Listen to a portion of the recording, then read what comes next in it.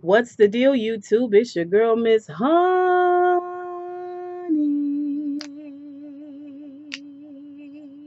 Oh, this is a big rich town.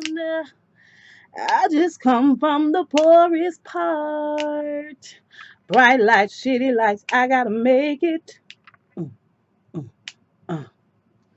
You guys, this episode of Power was so Mickey freaky lit, you guys. It was like three to the body, two to the head, three to the body, and two to the head. This episode was so lit from beginning to end. I don't know who gon' get what when. Like I'm on edge. Like this is some Game of Thrones kind of killing. Y'all know how on Game of Thrones anybody can get it. Well, I feel like we right there at that point with Power right now. That's how I'm feeling deep inside. I feel like this is a GOT moment. All right, and your girl is nervous. She's scared. She don't know what to do. All right. So before we get started, go ahead and subscribe. If you are not already subscribed, I mean, why not? It's free 99.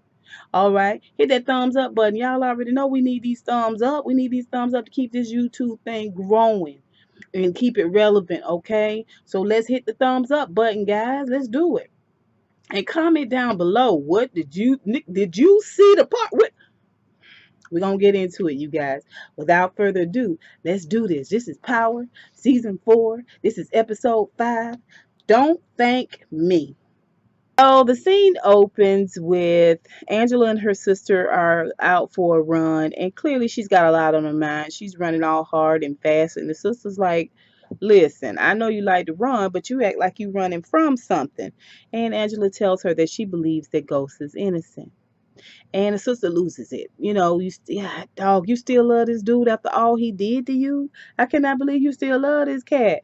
And Angela says it's not about that, but I can't let him die for something I know he didn't do. So the sister tells her, listen, if you know this is something you feel like you have to do, go ahead and do it. I mean, he's a liar and a loser and a cheat, but if it's the right thing to do, then that's what you need to do. So sidebar, sister. Your sister, Angela, is also a liar, a loser, and a Mickey freaky cheat. Just for the record, so we know that all things are equal here in terms of unethical and immoral behavior. It's all equal there. All right. Boop. So then we see Angela go and talk to Mike Sandoval, and Mike Sandoval is in full villain mode. Like he is the killer for this season. So when she begins to tell him that she looks over the surveillance tape and there's no way possible Ghost could have hid that gun, he tells her, you know, balderdash. First of all, why are you bringing the whole gun situation up? Because it was already thrown out. And furthermore, I believe that he's guilty, whether you believe it or not. And this prosecutorial team has already been through the ringer. We can't release this evidence now. No, we're gonna let everything ride like it is, and you keep your mouth closed and be quiet. That's the end of that. In walks Stacks, and seems Stacks has found this seven-figure check from Tommy to James, and Mock has decided that this is the perfect motive. That it was a murder for hire. That this check was really payment to James, in order to kill Greg Knox. Like anyway, they're quite proud of themselves of what they got going on. Angela is standing there and she is, you know, she realizes she on her own in this situation. Like they're not going to listen to her in any of this at all. So this isn't going to be a way to get Ghost free. Later on, she goes and interrupts Proctor's lunch with his daughter, insists on talking to him, and she tells him that she watched the surveillance tape, and you know, she does believe that he is innocent. And he says, you know, she said, I also talked to the people in my office. He said, let me guess, they want to bury it. And she was like, yeah. So he says, you know what? if he didn't put the gun in, that means somebody in your office put the gun there. And Proctor tells her that she needs to go talk to James and to Silver ASAP. And so he goes to call Silver. In the meantime, Angela sticks her hand out to shake it like, we a team. And when when she reached her hand out, he was like, oh, he was like, hell no. Uh-uh. I wish I would shake your hand. So then we see Angela. She goes to see James and Silver, and she asks him how his fingerprints got on the window. And he tells her after looking at Silver and getting the okay, he tells her, I was in the apartment. And she was like, God dog it, Jamie, you were there. He was like, yeah, I was there. But when he pulled me over, he told me he had proof that you were the mole. And so I broke into his apartment so I could get that proof and keep you from getting in trouble. And her eyes kind of fall. And she was like, you expect me to believe that? He says, it's true, because you came into his apartment while I was there and I hid in the bathroom. And she was like, oh, oh. He said, when you came in the door, you asked him, how did it go with MJ? I was like, MJ? Who is MJ? Who is MJ? Ooh, yeah.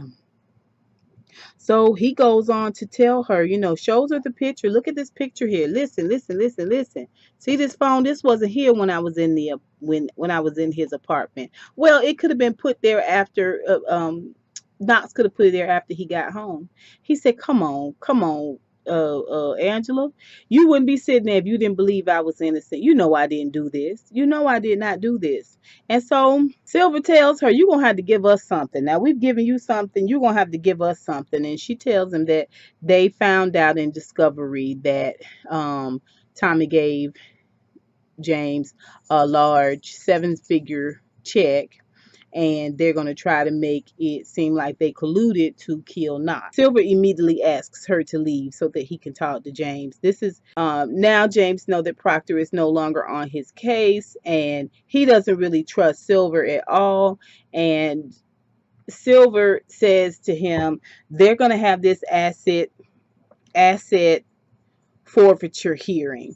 At this asset forfeiture hearing, they're going to look through your files with your finances with a fine-tooth comb and see if there's any way you are doing illegal activity or aiding illegal activity through your businesses. And if so, they're going to seize everything. And James tells them that, no, we clean as a whistle. And he tells them that Tasha does the finances, and he knows that no one will find anything there because Tasha really good at finances. And he tells them, listen, we gotta try to figure out how we are going to help your case during this forfeiture hearing. James is realizing that he's going to have to trust Silver, and that's going to be very difficult. After meeting with Angela and Silver, James he tells Silver it was a simple loan. That's all it was. And he says, and Silver says, well, can Tasha testify that? And James is like, why do we have to get Tasha to testify? I don't want her to do that. And he says, listen, she may be our only option. Simon comes to see James, and he is so slick and slimy. Oh, he's gross. He wants to float James some money, but James says no because he already knows Simon's is up to no good. Then let's talk about Tasha and Keisha. All right. So Silver goes to see Tasha and explains about Proctor being removed from the case, as well as the assets set for forfeiture hearing, and about her testifying. There's clearly a little bit of chemistry, sexual chemistry between Silver and Tasha. Tasha is afraid. She says, am I giving up my spousal privileges if I testify? And he's like, yeah, you are, but it's going to be worth it because you're the only one that really knows about all the finances. And she's just like, I'm really worried. He tells her, no problem. You're going to do well. I don't know you very well, but I can tell you're a very competent woman. And was one of those situations where he's talking like right in her face. Okay. So He's primed and plumped and ready to kiss her right on her lips. And I feel like we're gonna see it in the next couple of episodes. All right. Meanwhile, she knows she's got to testify. Keisha comes over to help her pick out a good testify against my husband dress, and they get to talking back and forth, and Tasha tells her that if she testifies, she'll have to tell Silver everything, and that's not something she's willing to do. Well, she's telling Keisha this, and Keisha gets a text, and she strolls off, but she's disappointed. And Tasha says, "That wasn't the person you were expecting," and Keisha says, "No." And Tasha starts, talking to her about, you dating somebody who blowing your back out, and Keisha lets on that it's a white boy, so she likes him, but I don't think he likes him. He's as, in like with me as I am with him, but maybe white boys are different. Oh, it's a white boy. Yeah, it's a white boy, but he got swag though. And she was like, Tasha was like, the only white boy I know with swag is Tommy. And Keisha is like, oh, yeah, well, anyway, what about this black dress? You gonna wear this black dress? And Tasha's like, we also see Keisha in bed with Tommy, and she's rolling up a blunt, and he's really worried about her shop being closed. And he was like, yeah, I ain't gonna lie to you, this is a serious situation, but at the same time, I got your back, so don't worry. And she's like, okay, okay. Meanwhile, Tasha is texting him and telling him about Proctor not being on the case, as well as the fact that she might have to testify, and he tells her he's on it. Right.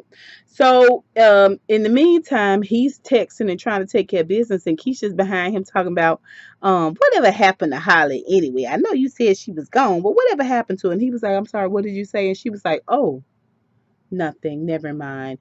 And he went on about his business, escorted her on out. And Tommy then goes to see Proctor, and he hems him up real good. Y'all know Tommy is crazy AF. He is crazy AF. All right. And he's got him all hemmed up, and he wants to know why he's not the Ghost's attorney anymore. Is it because what we did to the Homeland Security guy? And he's like, no, no, no. And he says, well, what is all this I hear about this asset fortune cookie? And he says it's asset forfeiture hearing. It's perfectly normal. All right. Tasha's gonna have to testify. All Tasha has to do is just, keep it simple, baby, and it'll be cool. Tasha knows the stuff is no big deal. Are you kidding? Tasha can't testify because she's actually a part of this thing. And and Proctor's like, what? He's like, yeah. Tasha is in on this. She knows about the weave shop, the laundromat, the club, the whole nine. So you telling me that the district attorney's office is barking up the right tree, and that Tasha is an accomplice to all of these crimes? And he says, what about Keisha Grant? And Tommy's like, yeah, she knows too. She knows everything. He's like, what the F? Okay, here's another person that knows about what's going on. Why am I the last to know these things? That makes her a liability. I was like, oh, don't say that. Do not say that to Tommy. So Proctor didn't know how much Tasha and Keisha were involved. And Proctor tells him if they find something substantial and we are not prepared for it as a team, they're all toast. So right after he talks to Proctor, Tommy gets a call from Patar, and he's calling to get an update on what's going on. And Tommy has been trying to balance a lot of balls. I mean, he's got to run things there, but he also got to keep Chicago happy, because that was the whole reason they got rid of Milan. They thought that Tommy was going to be able to take over the whole distribution, especially since Ghost wasn't going to be coming on board. Tommy kind of tries to schmooze it off and put, get Patar to a calm place. Patar was like, call me back and let me know what's going on, hangs up. Later on, when Tommy is playing pool, he is getting buzzed and buzzed and buzzed and buzzed. This towards the end of the episode by Keisha as well as Patar. And Patar tells him Chicago wants to see him. So he calls Cake Eater, aka Marshmallow Man, and tells him he needs a new car. Julio is putting in work with the Asian chick. I mean, they getting it in. He is doing the crouching tiger, hidden monkey. He's doing the spider crawl on her. You know, he's doing the Dunkin' Donut. They doing the invisible tongue of death. I mean, they getting it in, all of it. What you doing? I'm with you. Why you running? Get in here. Get it, get it, get it. They doing it up big time. Well, he gets a text from somebody who want to know why he giving extra weight to Cristobal. What he's like, how the hell do they know what I did for Cristobal? And so the Asian chick tells him, little Cristobal was in the club the other day talking to Dre, and he was like, why the freak is he in there talking to Dre? And the white chick is like, I don't know. I got to go over to this little hole in the wall spot that Dre is throwing a little underground club at. You want me to keep an eye on things? And Julio's like, no, no, no. I'm gonna check it out myself. Ooh, Dre, poor Dre. So let's talk about Tariq real quick. So Tariq is sitting in his room when Tommy comes in to help, rush him on because they got to go to court. And he notices that Tariq is dressed real nice. And so he's asking Tariq where he got the money for these nice things. And Tariq was like, yeah, I saved up a little money. Everybody's always telling me that I'm supposed to be the man of the house now. So I didn't want to ask mama for anything. I used the money I had saved up. And Tommy's like, good looking out. Then he want to know, Uncle Tommy, when was the first time you remember the first time you had sex? And he was like, Tommy was like, hell yeah, you been having sex? And he was like, yeah, just a little bit. And he was like, what? That's what's up. Dab, dab, dab, dab, dab. Now, y'all already know a little bit of different story of it with Raina, right? Where'd you do it at? He was like, at a party. At a party? When were you at a party? He was like, yeah, I went to a party with Dre. And, prior to that, he asked Tariq, did he strap up? And I'm like, yeah, Usher. And Tariq is like, yeah, of course I strapped up. No, of course. And Tommy says, make sure you always strap up, Usher. All right. So when he mentions that Drake took him to the party, then Tommy is like, uh-huh. Okay, you guys, let's talk about Dre real quick. Now, we see Tommy go over to where Dre is setting up this sort of makeshift club slash gambling setup. It was a little bit of truth and a little bit of that situation that Tommy had set up previously. It's a much larger space, and Patar is there with Tommy, and he's looking at the setup. But they got to be able to get in and get out and go, so they can't have any drugs there. And Dre says, "Hey, listen, I've been thinking about that too. We might need to just go back to our old courier type system, so we can still push weight but not put the club in jeopardy." And Tommy's like, good thinking. And he tells him that the whole makeshift underground club thing is a good idea too. You really are putting your best foot forward and doing what you need to do to make this thing work. And Patar is like, yeah, okay, well we'll see what Chicago thinks. And he walks on off, and Tommy's like, yeah. And he's kidding with Dre. He says, I'm proud of you. I appreciate you doing what you're doing. Tommy said, I don't appreciate what you did with Tariq. And Dre is like, I'm not sure what you're talking about. Like, there's a little bit of panic in his eyes. And he says, yeah, Tariq told me you dropped him off at a party, and Dre was like, I don't know what you're talking about. He said, don't lie to me. I'll break your face. Don't lie to me. And Dre knows that it will happen. So he says, look, I'm not lying to you. I dropped Tariq off at a friend's house. He ain't say nothing to me about no party. He certainly didn't say anything to me about sex. So you saying Tariq is lying? He said, I'm not saying anything. I didn't drop him off at no party.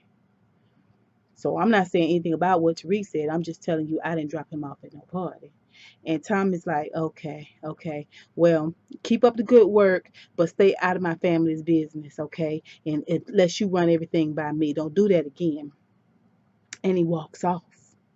And Dre is standing there. Now, this gonna be a mess, y'all. I'm seriously worried about Dre in this situation.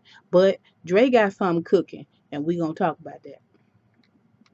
So let's talk about Teresi. We see Teresi talking to Charlie Murphy, R.I.P., and he knows that Charlie Murphy, R.I.P., is being transferred, and Charlie Murphy, R.I.P., is just like, how you know about that? And Teresi is like, I got these ears to the what ground? Okay, I stays up on me some information, and Charlie Murphy, R.I.P., is like, I don't see how that's any of your business. Well, is James St. Patrick a part of my business? And Charlie Murphy's like, tell me more. What you talking about? And he said, I know where we can both fix him.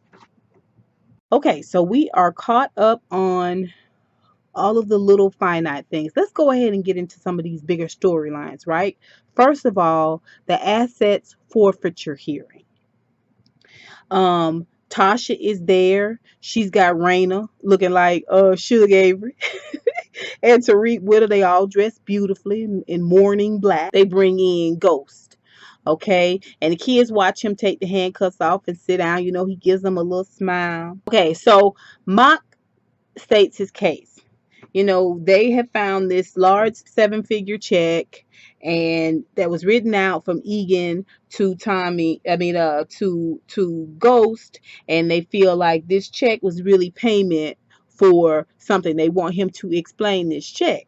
So or they want somebody to explain this check. So Tasha's prepared to testify. She's already told Silver that she wanted to talk to him, and James was coming in at the same time, so they never got a chance to talk. So she never got an opportunity to tell him that she knew about all this stuff and how culpable she was in the whole scenario. So she doesn't know. She thinks she's going to be called up and she's about to perjure herself, and her judge, her attorney don't know. All right, so as soon as the judge says to um to Silver, go ahead and call your first witness, and she goes to stand up, he calls James, and James comes up and gets up on the stand. Everybody's shocked. Oh my gosh, James is taking the stand, because basically what this means, if they introduce him onto the stand, then he can, once he gets up on the stand, it's like it's open season. Anybody can ask him anything. Like, it's up for grabs now. We can cross-examine you and you have to answer, right? So when he gets up there, he does an excellent job. He does an excellent job. You guys know that James is completely separate from Ghost. James is very charming. He's very smart. He's very on point. He's very likable, and he does all of these things in this small testimony. And it seems like it's a slam dunk. Like, he did a great job. The judge calls for recess. Of course, the prosecution is pissed off. They pissed off because they feel like, okay, they're making a fool of us again. We can't have this. So Mock decides, this is what we're going to do.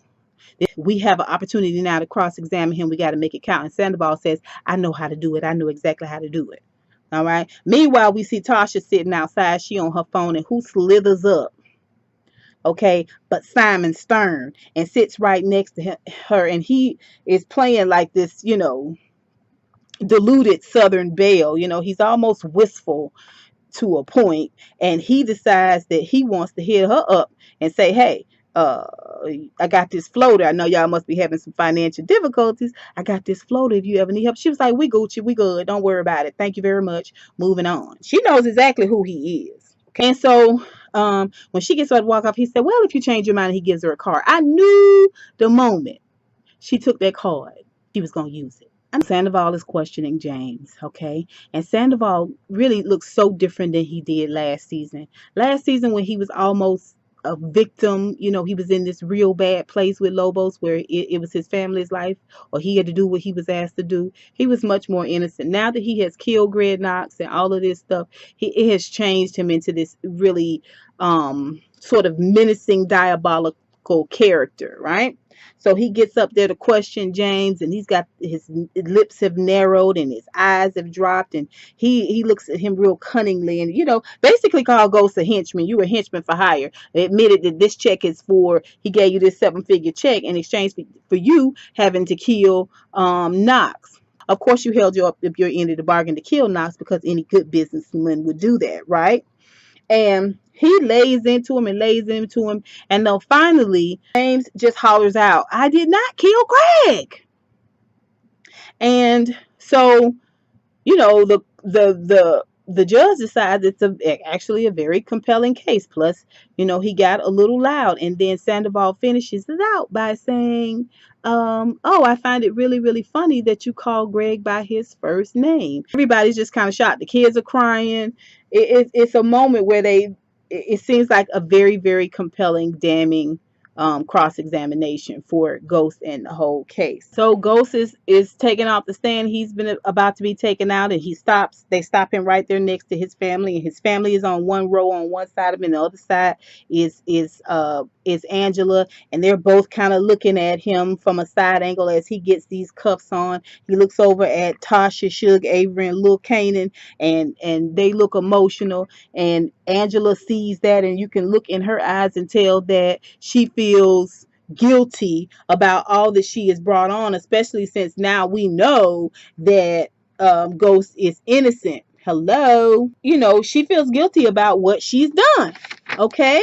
So they take Ghost back to jail, and after court, he's back there, and he is punching the punching bag. He's trying to relieve some of that stress and some of that tension, because this whole situation with court went horribly, horribly wrong.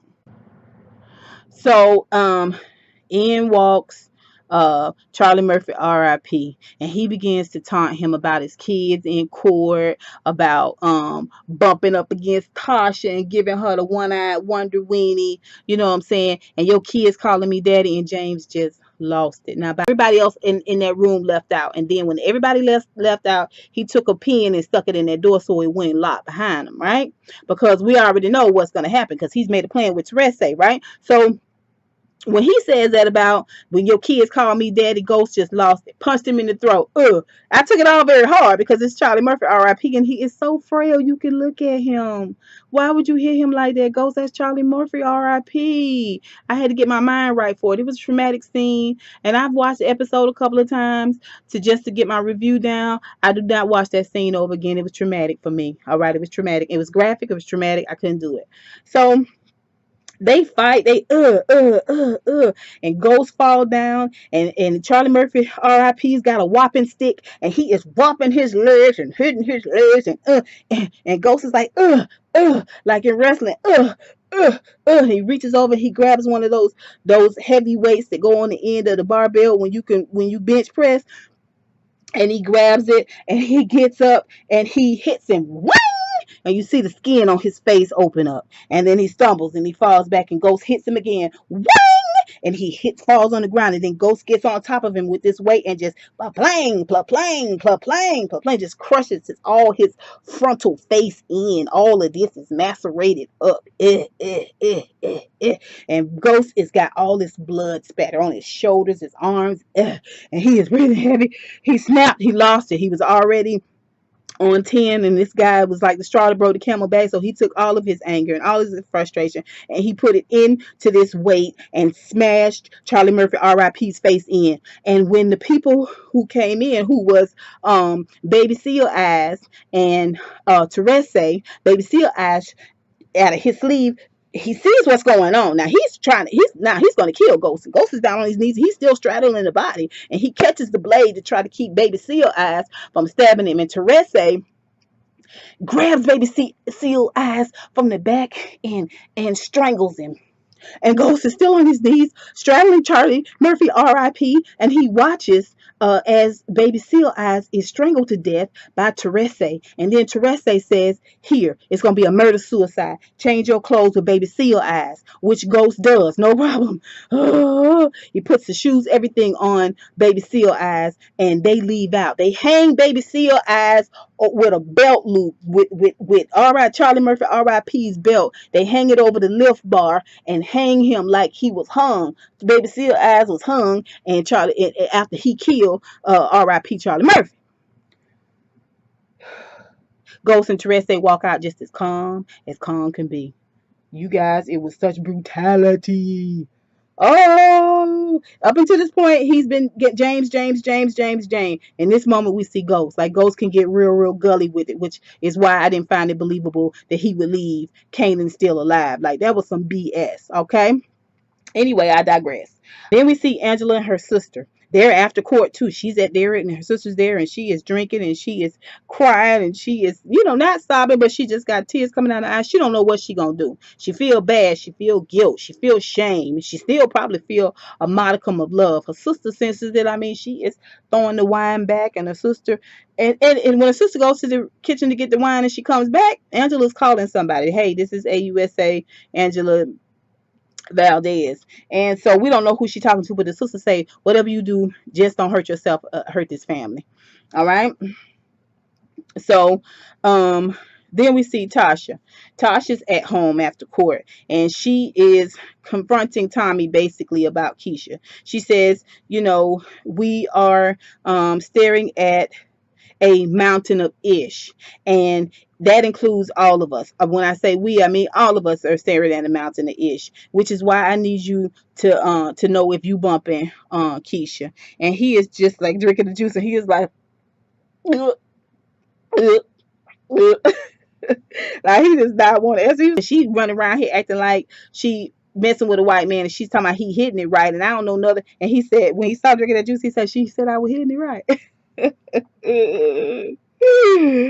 Oh boy, Tommy crazy in more ways than one. He said, you know, it was he kind of half lies. He says it was during that whole Milan situation. He hid her because Milan considered her a threat, which is all true. But he didn't start sleeping with her until he got her out of that hiding spot, right?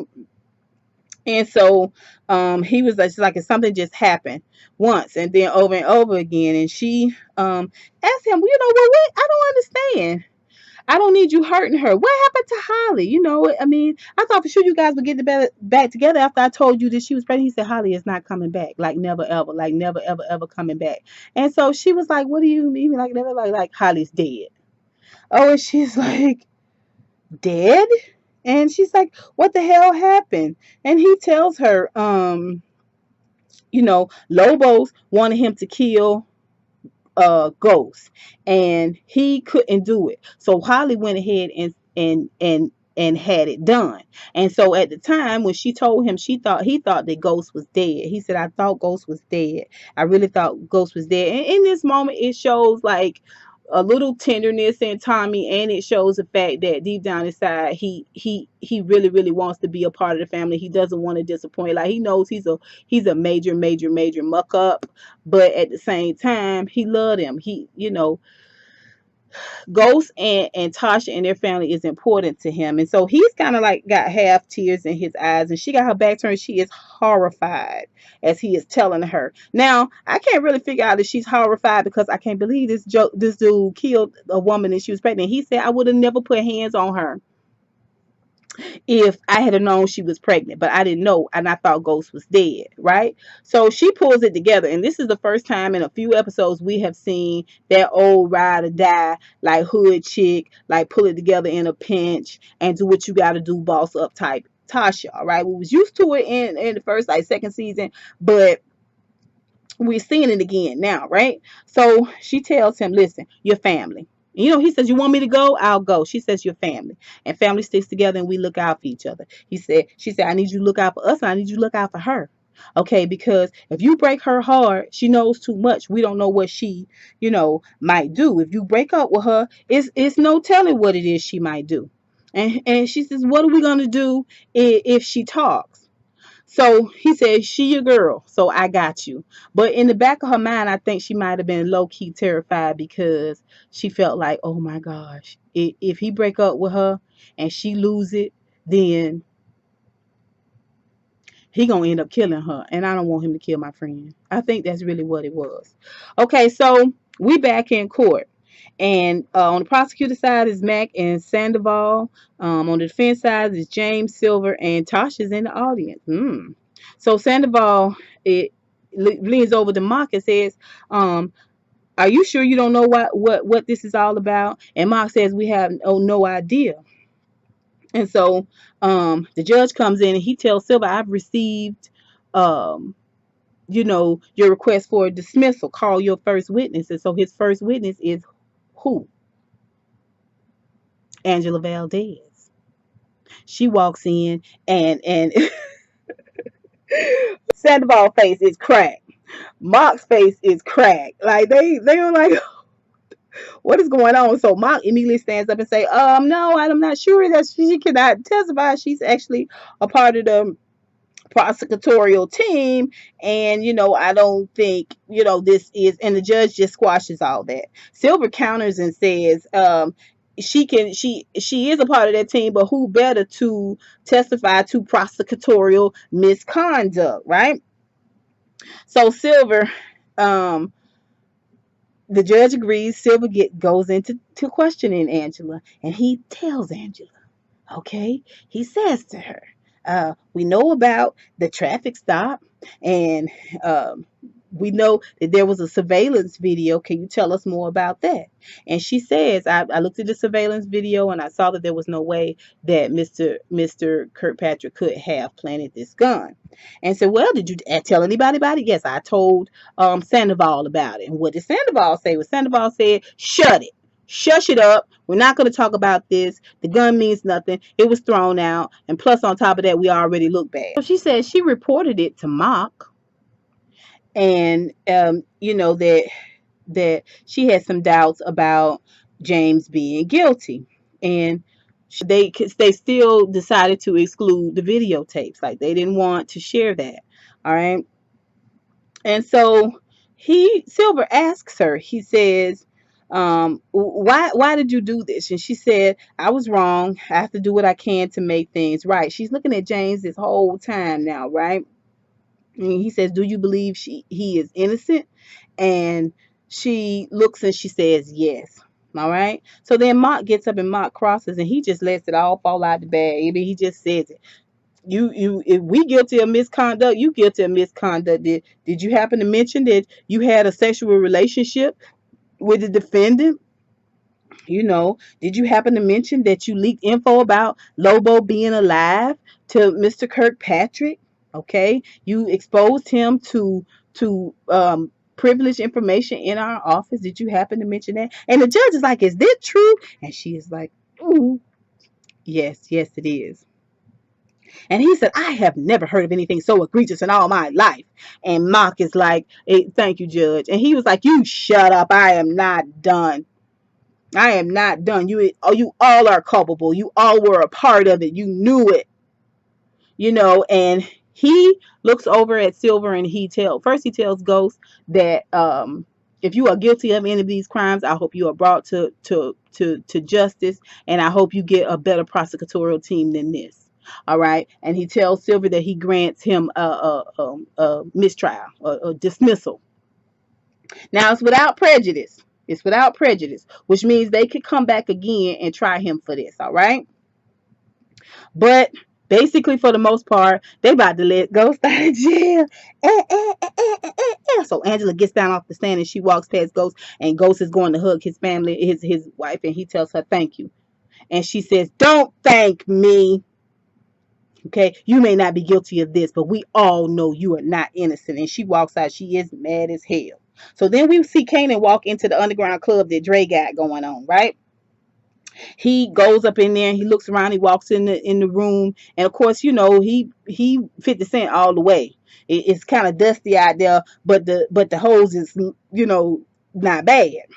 And Dre gives him this bag and said, this is your final payment. He was like, what make you think this is the final payment? He was like, I want you to leave Tariq alone. What make you think I'm going to leave Tariq alone? And he said, listen, Milan out of the way, I'm in charge, and what you ultimately wanted was be back on top can happen. As a matter of fact, I need your help to make it happen. And so right in the middle of that, he get a text from Tariq, and Tariq is telling him, hey man, I told my mom I was going to a party. I'm gonna come over your house. Where you want to hang out? And he's like, yeah, I'm on the way. The boy is what, 15? Really this your buddy? Get the Kanan gets off the phone with Tariq and tells Dre, go ahead, I'm listening. All right. So then we see Angela, and Angela's taking the walk of shame with her banker's box out of her office. She gets on the elevator. Everybody's watching her. Again, it's the walk of shame, and she's got to get the heck out of her office. They all suspended. And before the elevator door closes, hand comes in. It's Sandoval, and he is exuding this aggressiveness and hostility. Like I said, he done thinned his lips out real tight. I can't do it because I'm African American. But anyway, so he tells her, I bet you feel like you did something noble today. And when she doesn't say anything, the elevator doors open, she steps off, and he reaches out and grabs her. And you can tell by the look on her face that he, he put, yeah, it was kind of aggressive grab. You can tell when somebody yoke you up like a little bit too hard, it makes you pay attention. Like you're like, and he says, all you did was free a killer. And she says, maybe, but not Greg's killer. And I'm not going to stop until I find Greg's killer, no matter what. And so he gets back on the elevator like, don't make me have to shoot you. And we see Tasha. And Tasha is talking to Silver. They're at Ghost in Tasha's house. And he tells her we're not out of the woods yet.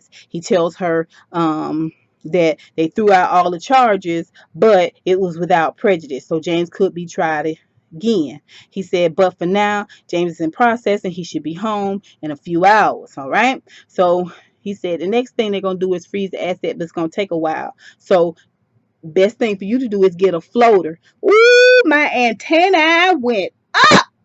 A floater. This word floater is going around a whole lot. I'm starting to feel like, okay, Stern is showing up in places. Okay, he finding Ghost in jail. He know about the court case and all of that. He's up on it, baby. All right, talking about a floater. And now Silver says a floater. All right, Silver, I got my good eye on you. What the F is going on? Okay, I'm watching you, and I'm watching Stern. So Tasha calls Stern and asks for him. And so we already know what this is all about. Now, we're not even going to talk about the sexual chemistry between Tasha and Silver, because I think it's more important to focus on what's going on with Stern and Silver. I know something going on, all right? But they got mad chemistry. Like, they're a little too affectionate with each other, and they can both tell that they feeling each other, right? So we're going to see more from that too. Now we see if Tariq managed behind, walking into Slim's. We see him walking in and he sees somebody. Now, we don't see who that person is, but I think is Destiny, the girl he slept with, right? He was like, hey, what you doing here? Okay, that's the last we see of Tariq. All right.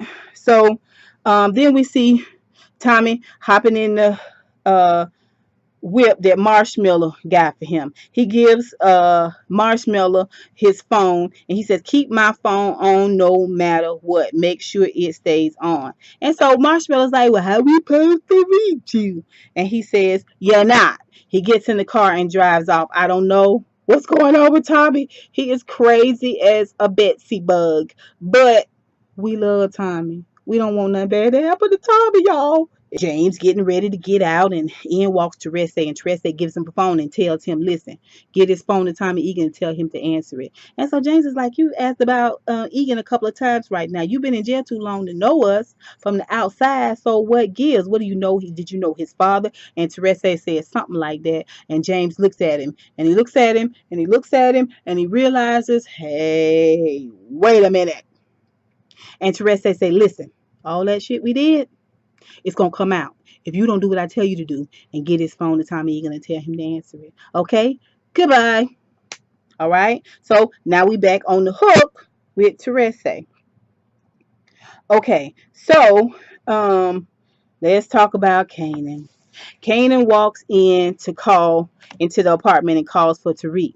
And Tariq don't answer, so he texts him. And out of the darkness walk Jukebox. And when I tell y'all, Anika Noni Rose is bone chilling as Jukebox, okay? I wouldn't play with her. That's for doggone sure. And I wouldn't want to get caught in no dark alley with her either.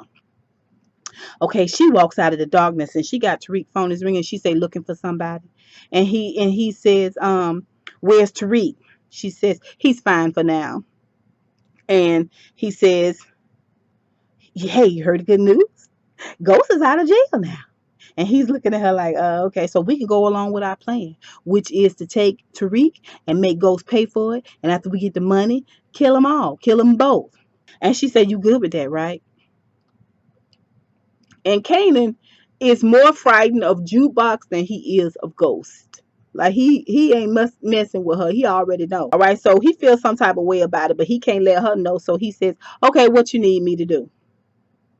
Oh, you guys, this was a good episode.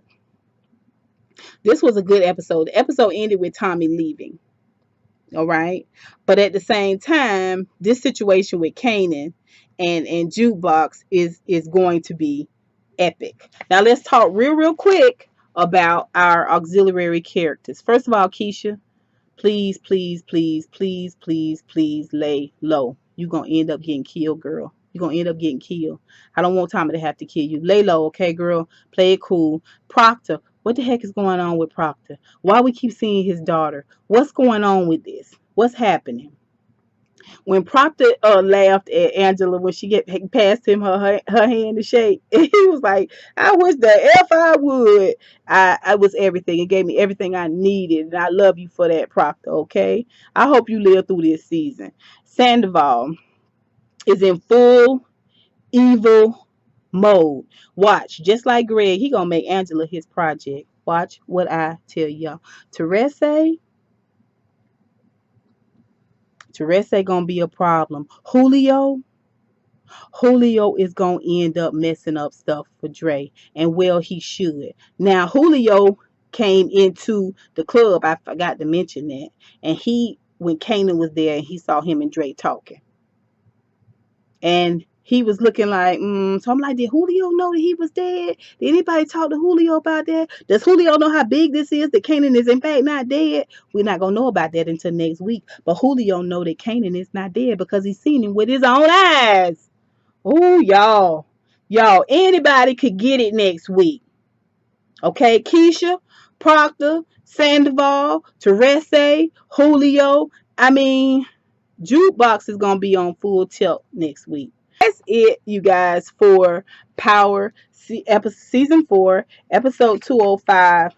Don't thank me, you guys. It was riveting. A really, really good episode. All right, to you guys. Until next time. Mwah.